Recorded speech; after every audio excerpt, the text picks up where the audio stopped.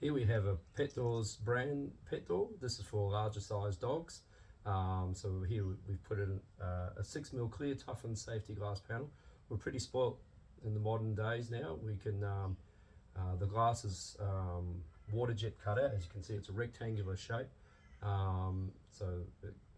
It's cut to a template or the size of the pet door, and we fit the pet door. This one especially we had to customize a bit. Had some fins, which is mainly more designed for walls or thicker product, but we had to cut the fins off in between the pet door so we can fit it onto the glass. So we basically glued it onto the glass, and here we have the opening and closing doors.